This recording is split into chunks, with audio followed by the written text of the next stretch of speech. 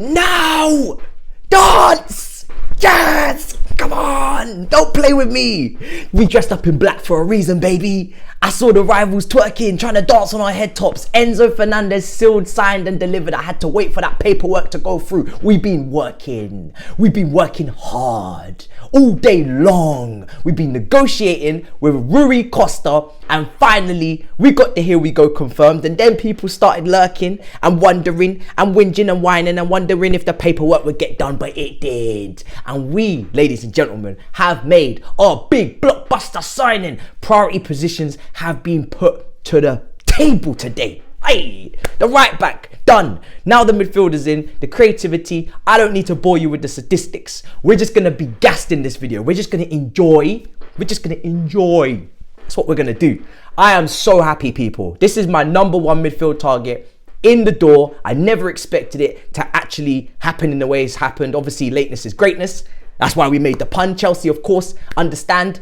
And the fact that they've managed to do this with what seems to be a 40 million in first installment, I think is absolutely ludicrous and ridiculous. I can't believe that we had to wait a whole day to find out that that's actually the first installment. Now, of course, there's other installments involved. The details of the deal are out there for you, but I'm here to be gassed and excited with you. And he signs on an 8-year contract until 2031.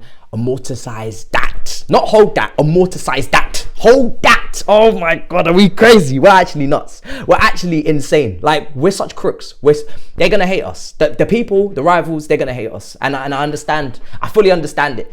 But you wish it was you. And you wish that you had these owners. These owners today have gone above and beyond for us. They already had a 10 out of 10 window. Now it's a 15 out of 10. Oh my goodness. I mean, maybe I have to subtract a point for what happened to Ziyech. We're going to get in that in a minute. Wow, that was mad. But Enzo Fernandez in the midfield. He tried so hard to get this deal done. The first time around, we butchered it. I said it on my stream.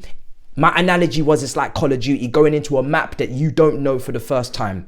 We went into Rui Costa's Call of Duty map, shot up the place, and we didn't camp, we didn't hide, we didn't take our time, and we got killed. But we revived. We came back, and the second time around, we were moving discreetly. We were moving tastefully. We were moving beautifully. And we have at last now can say that we have exited that map alive. And we are flying back. After so many delayed flights, we will fly back to London Luton with our brother, Enzo. Our new signing for that beautiful holding up of the shirt. He's going to be hopefully ready for Fulham. Oh, I am so gassed.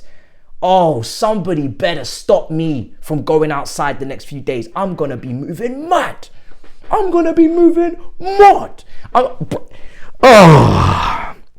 How can we be this excited in 10th? How can we be 10th place and be gassed like this? Only this football club is so special because it's just chaos. It's just carnage and it consumes me and I love it. Inject it into my veins. This is insane. It doesn't make any sense. How can we be 10th in the league with 29 points? Trying to escape relegation, get to the 40-point mark, and I'm moving like this. I should be depressed. I should be delirious. I should be distraught, but I'm not. I'm delighted. Oh dear. Oh, I'm so happy. Oh my God. Oh my days, God, get me a tissue. I'm just so happy right now. I haven't eaten in like 7 hours. I haven't eaten. I've been streaming like a madman. We were religiously doing our due diligence. We were checking for injury records that don't exist. We were making sure that this player had the P's and the Q's. We were doing the T's and the C's. We were dotting every bit. Last drop, dribbity drop. We were making sure that everything was done. We were tracking planes, man. I've never tracked a plane in my life. I even messaged Daniel Frankenstein. I even messaged one of our board members on Twitter and asked him if he could confirm that everything was going to be okay. And then he sends me a smiling emoji at like 10:16 saying, you just didn't say anything, you just smiled. I never get involved like this. I'm a standoffish. I'm a stand back and watch what happens. But I had to get nitty gritty. Shout out to the secret scout on Twitter who put his neck out on the line. Fabrizio was giggling away in the background on his phone, just typey like he was texting his first love. It was mind-bogglingly. It was so stressful. I started off with the morning And I was so calm. I was so collective. But then as the day went on, I just started to get this nasty feeling inside me. And I was still 50-50 the whole way. I didn't know if it was going to happen or it wasn't. But I was starting to get really nervous and I was like, if we're going to spend the whole day negotiating for this player, we better get it done. We have to get it done. There is no other way, shape or form we can exit without this player. He's getting on the plane. I don't care if he's getting in with the luggage. I don't care if it's first class, standard, business. I don't care if he has to fly the plane himself. But he must be on that plane. And that plane, I'm sure, has taken off at some point, and I'm just, thank you, Benfica. And Benfica, we're so sorry, okay? I'm going to apologise on behalf of the fan base. I know they said bad words about Rui Costa. They didn't mean it. They didn't mean it. They were just angry. They were just nervous. They had all this emotion inside them. They didn't know what to say or do. We apologise. We're usually coming with a lot more grace and decorum. I saw Rui Costa getting dragged on the TL. Nobody means that, okay? We understand you were just trying to do the best for your club. You're in a title race. You're still in the Champions League against Club Brugge. You only signed a player 6 months ago. I get it. I apologise on behalf of the fan. I never speak on behalf of the fan base. We apologise. Now that we got what we wanted. We apologise. Oh my goodness.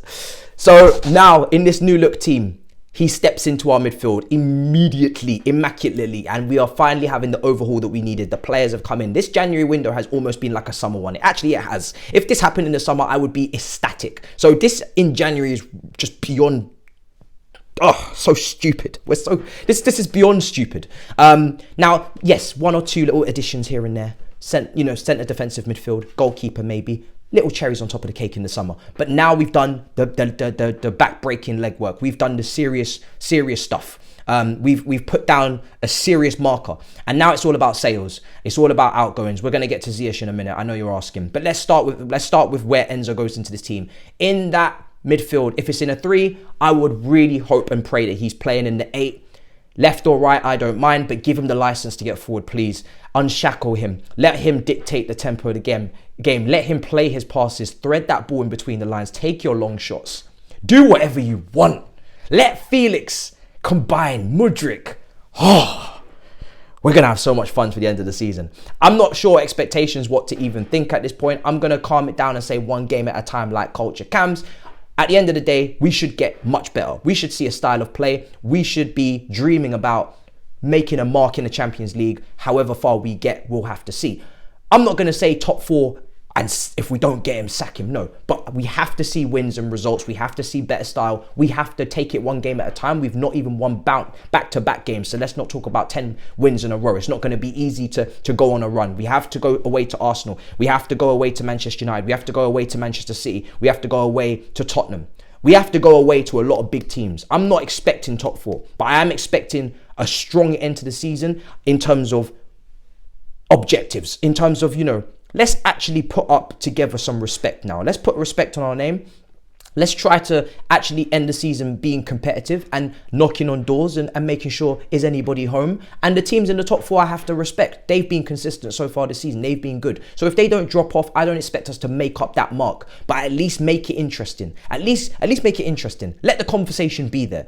And it's all about next season for me. Next season is when we should be serious. If we continue to move this ruthlessly in the window and we get those exits that we need, next season we should be in conversations, 100%, especially if we're not in the Champions League, we should be in conversations. But let me not get too far ahead of myself. Champions League, let's dream. With Enzo in your team, let's dream. I'm not saying we're the favourites, no, hell no. But let's dream, let's take it game by game, round by round, and let's go as far as we can. With a player like this in the middle, and even, yes, Jorginho leaves, it's a sad day in terms of that. And I wish him all the best. We're going to speak on it a little bit. But with Enzo in the team now, I'm fully gassed. Like, I'm so excited to see the player.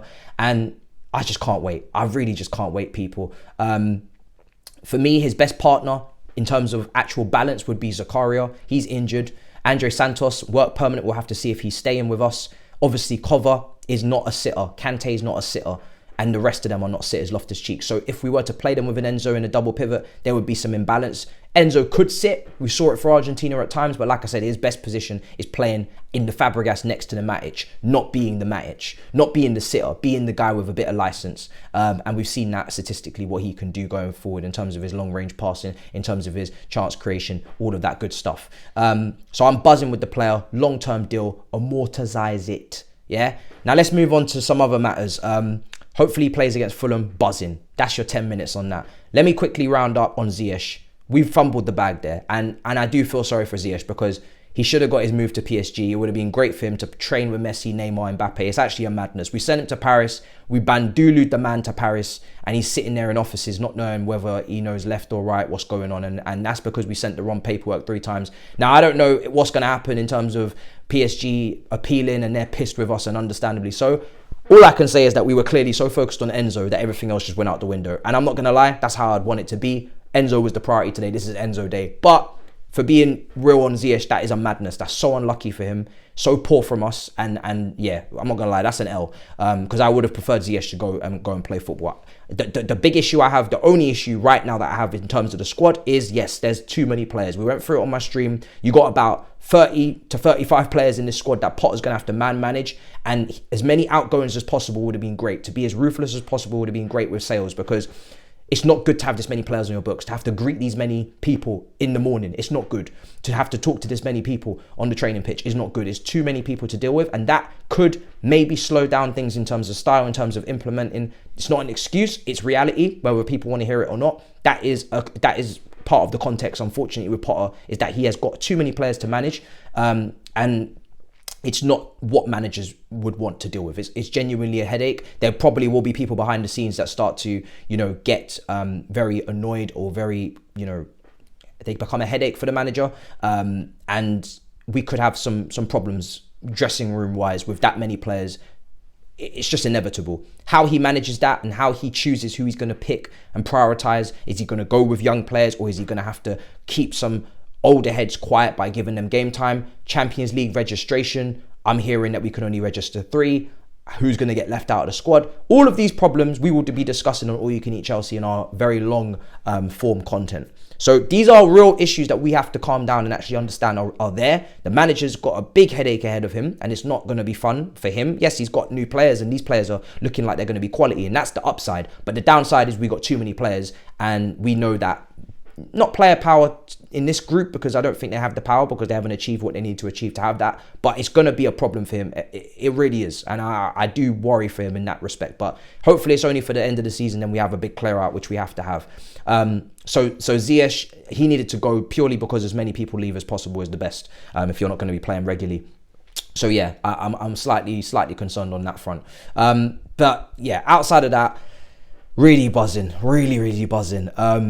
So excited for some of the games coming up, because I know I'm hopefully going to see better football. And like I said, there are a few things that we have to bear in mind are going to take place, and it's not going to be a smooth ride. And that's why I'm not going to say that we're now going to get the top 4, because it's not played on paper. Now for next season, I'm excited even more. But this season, there's still a lot of problems ahead, 100%. So remember that. But today's a good day. We got Enzo. I'm buzzing with it.